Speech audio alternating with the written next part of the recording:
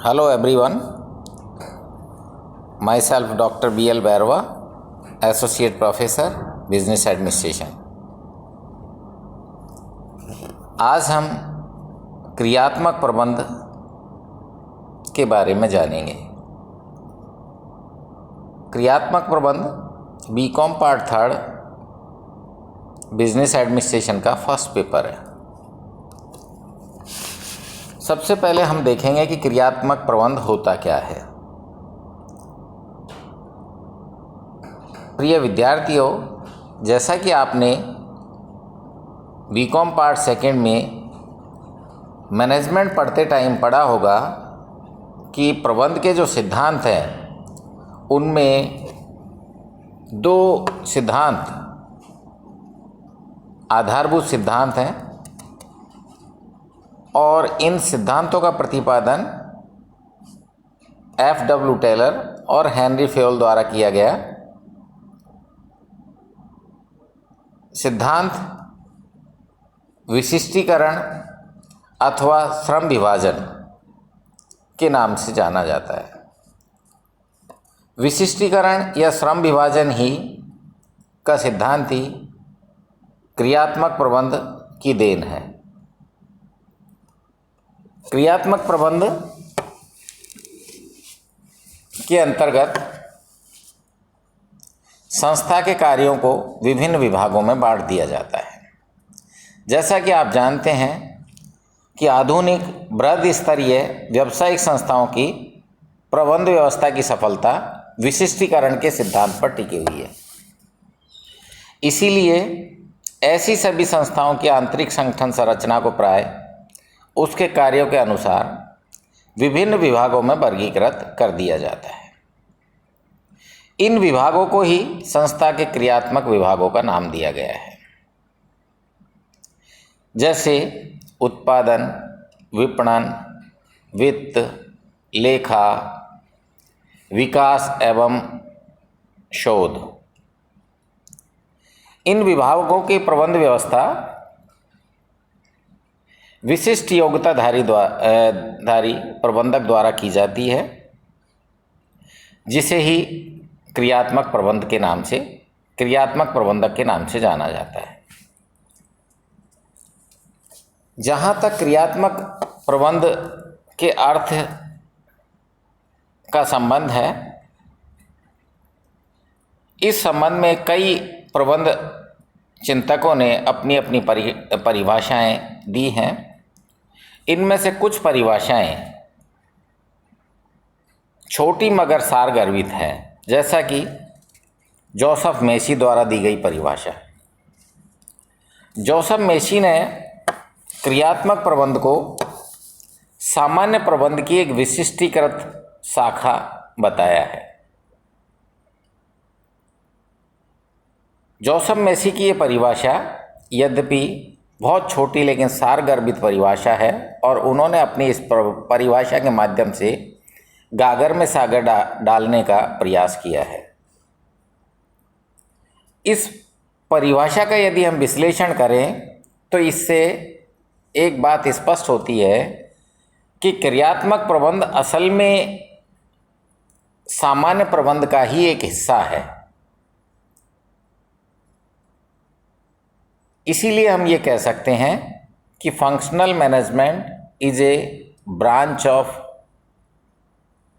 General management, अर्थात यह सामान्य प्रबंध की ही एक शाखा है। एक अन्य और परिभाषा हम देखते हैं डेविस के अनुसार। डेविस ने क्रियात्मक प्रबंध को संगठन के विशिष्टीकृत क्षेत्र के प्रबंध के रूप में परिभाषित किया है। अर्थात उनका ये मानना है कि ऑर्गेनाइजेशन के स्पेशलाइज्ड एरिया का मैनेजमेंट ही क्रियात्मक प्रबंध है। दोनों ही परिभाषा यद्यपि काफ़ी मिलती जुलती हैं, लेकिन दोनों ही क्रियात्मक प्रबंध को बहुत अच्छे से परिभाषित करती हैं। निष्कर्ष रूप में यदि हम कहें तो क्रियात्मक प्रबंध संगठन के विशिष्टीकृत क्रियात्मक क्षेत्रों के प्रबंध से सरोकार रखता है तथा संगठन के विशिष्ट कार्य क्षेत्र के प्रबंध के लिए एक क्रियात्मक प्रबंधक या विशेषज्ञ उत्तरदायी होता है। अब हम ये देखेंगे कि क्रियात्मक प्रबंधक कौन होता है। बहुत संक्षेप में यदि हम कहें तो क्रियात्मक प्रबंध का प्रबंध करने वाला व्यक्ति क्रियात्मक प्रबंधक होता है।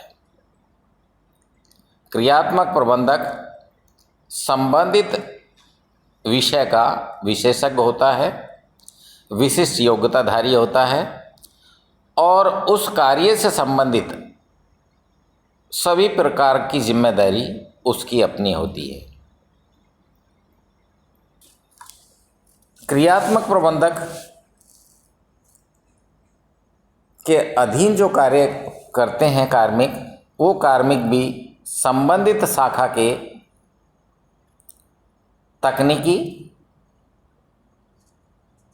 विशेषज्ञ होते हैं। क्रियात्मक प्रबंध को समझने के बाद और क्रियात्मक प्रबंधक को समझने के बाद अब हम देखेंगे कि क्रियात्मक प्रबंध की क्या विशेषताएं होती हैं। क्रियात्मक प्रबंध की कई विशेषताएं हैं। कुछ जो सामान्य विशेषताएं हैं, जैसे पहली विशेषता है कि क्रियात्मक प्रबंध विशिष्टीकरण पर आधारित होता है। ये सच्चाई है, क्योंकि मेसी की जो परिभाषा है आपने देखा कि वो बिल्कुल स्पष्ट रूप से ये कहती है कि विशिष्टीकृत जो प्रबंध है वो सामान्य प्रबंध का ही एक हिस्सा है, उसका ही एक अंग होता है, उसकी एक शाखा होती है। तो हम देखते हैं कि जो क्रियात्मक प्रबंध है वो पूरी तरह से विशिष्टीकरण पर आधारित होता है, अर्थात संस्था के विभिन्न कार्यों के आधार पर विभागों का निर्माण कर दिया जाता है। प्रत्येक विभाग का एक मुखिया बनाया जाता है जो क्रियात्मक प्रबंधक के नाम से जाना जाता है। विभाग से संबंधित सभी कार्यों के लिए वह व्यक्ति से बाध्य होता है। क्रियात्मक प्रबंध की दूसरी विशेषता है क्रियात्मक प्रबंधक। बहुत संक्षेप में हम ये कहें कि क्रियात्मक प्रबंध का कार्य करने वाला व्यक्ति ही क्रियात्मक प्रबंधक होता है, अर्थात विशिष्ट योग्यताधारी वह व्यक्ति जो संबंधित कार्य को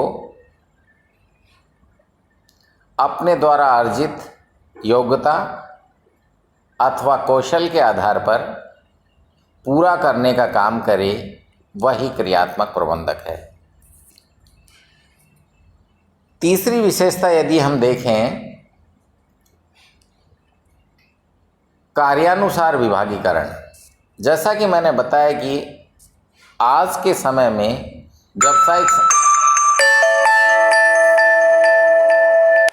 व्यावसायिक संस्थाओं का जो आकार है वो बहुत बड़ा हो गया है। ऐसे में कोई भी सामान्य प्रबंधक किसी भी व्यावसायिक संस्था को अच्छे से प्रबंधित नहीं कर सकता।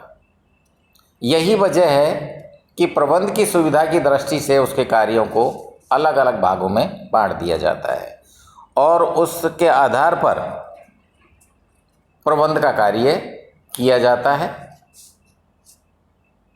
तो दूसरी विशेषता इसकी जो हुई, तीसरी विशेषता, वो है कार्यानुसार विभागीकरण। इसकी एक विशेषता हम ये भी बता सकते हैं कि एक सामान्य प्रबंध की शाखा है। अपन चाहें तो इस विशेषता को परिभाषित करने के लिए जोसेफ मेसी की परिभाषा का उल्लेख कर सकते हैं, जो बहुत स्पष्ट शब्दों में ये कहते हैं कि क्रियात्मक प्रबंध सामान्य प्रबंध की ही एक विशिष्टीकृत शाखा है। अगली विशेषता हम देखते हैं क्रियात्मक प्रबंध की विस्तृत क्षेत्र। क्रियात्मक प्रबंध का क्षेत्र अत्यंत विस्तृत होता है, क्योंकि इसी में उत्पादन प्रबंध, विपणन प्रबंध, विकास एवं शोध प्रबंध, लेखा प्रबंध, कई सारे प्रबंध के जो क्षेत्र हैं वो इसके अंतर्गत शामिल किए गए हैं। अगली विशेषता है पारस्परिक संबंध। विभागीकरण यद्यपि कार्य के आधार पर किया जाता है, लेकिन उसके बाद भी जो क्रियाएं हैं वो आपस में एक दूसरे से इंटर रिलेटेड होती हैं, एक दूसरे से संबंधित होती है, और सभी कार्यों को करने के लिए प्रत्येक कार्य के लिए हमें नियोजन करना पड़ता है, संगठन करना पड़ता है, निर्देशन करना पड़ता है और नियंत्रण करना पड़ता है। नेक्स्ट विशेषता है दोहरी भूमिका। एक क्रियात्मक प्रबंधक दो प्रकार के रोल अदा करता है। पहली भूमिका उसकी होती है एक परामर्शदाता की, अर्थात वह एक स्टाफ के रूप में काम करता है और उच्च प्रबंध के लिए परामर्श देता है विभिन्न निर्णयों में। दूसरी भूमिका उसकी एक रेखा अधिकारी की भी होती है, अर्थात वह अपनी संस्था का एक रेखा अधिकारी होता है और संस्था से संबंधित सभी निर्णय लेने का उसे अधिकार होता है। अगली विशेषता है अंतर्निर्भर प्रबंध।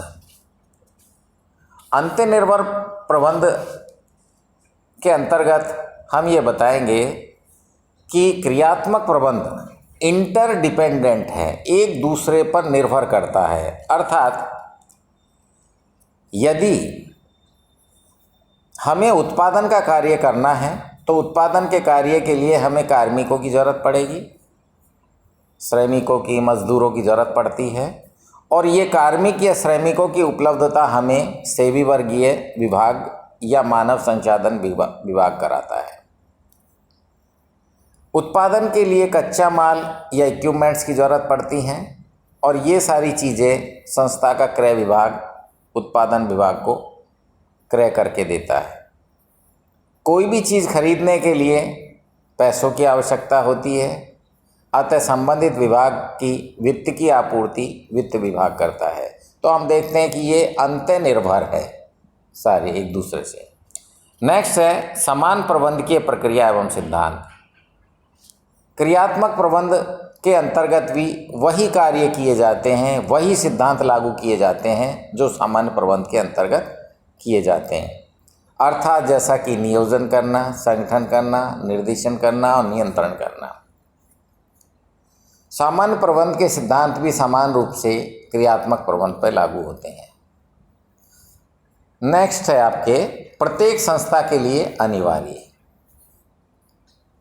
वर्तमान में क्रियात्मक प्रबंध सभी संस्थाओं के लिए महत्वपूर्ण हो गया है, क्योंकि इससे प्रबंध का कार्य सुगम एवं सरल हो जाता है और वर्तमान प्रतिस्पर्धा की स्थिति में ये बहुत आवश्यक ही नहीं, अनिवार्य भी है।